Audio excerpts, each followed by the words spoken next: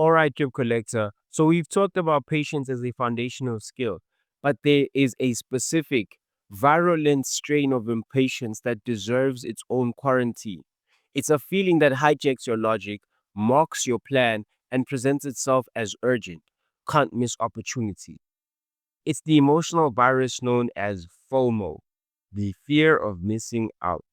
Today, we are dissecting letting FOMO control decisions. We are going to identify the exact moment FOMO infects your process, understand why it's the surest sign you're about to become exit liquidity for others, and I will give you three practical countermeasures to inoculate yourself in real time. Why is this one of the most profitable mistakes you can learn to avoid? Because FOMO trades have a nearly 100% failure rate for beginners. They are the definition of buying high and selling low. Mastering this isn't just about avoiding a bad trade, it's about refusing to be the final desperate buyer in someone else's profitable move.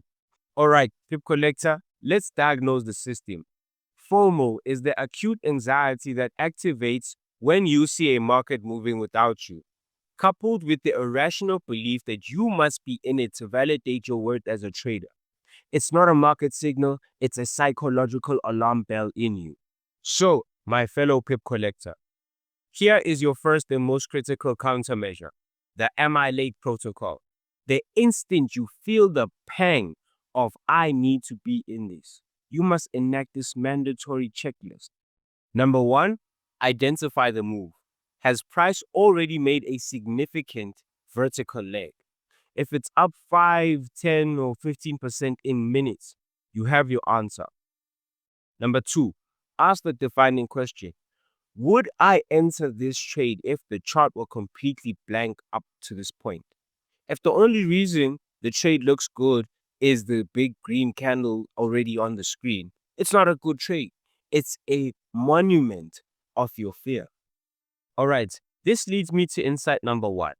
FOMO is the feeling of being left behind by a story. The market is telling a story of easy money, and everyone else seems to be reading it. You are afraid the story will end without you.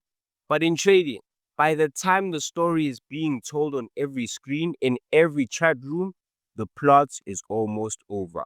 The smart money is writing the next chapter, not reading the last one. Countermeasure number two, the pre-written FOMO response. You must script your reaction before the emotion hits. Write this down and put it on your monitor. My plan does not include chasing. A missed opportunity is a successful execution of my patience. I am paid to wait, not to react. When FOMO strikes, you don't think, you read.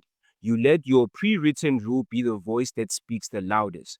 This externalizes your discipline. Pip Collector hears the powerful identity shifting insight. The mark of a professional isn't the trades they take, it's the trades they don't take.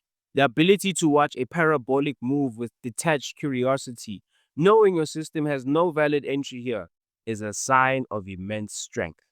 It means you are trading your plan, not the market's theater.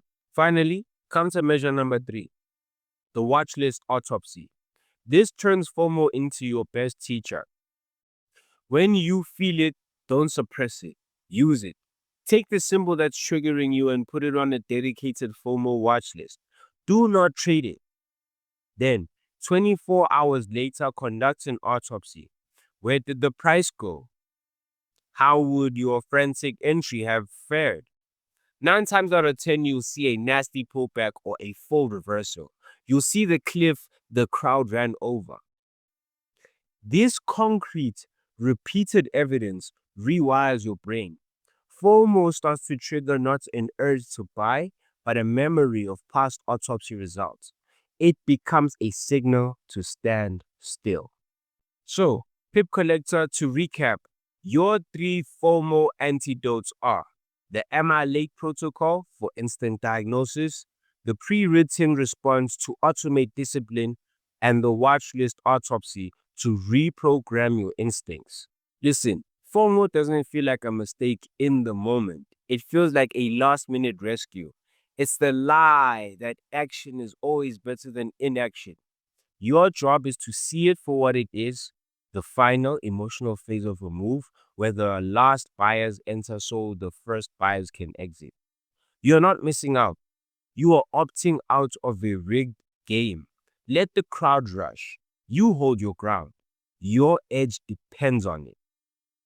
Thanks for watching. Stand firm. Coach Awande coming at you live from Bears, Bulls, and Pips, where we catch pips, not feelings. Always choose contentment over complacency. And I'm going to see you guys in the next Pip Talk. Signing out.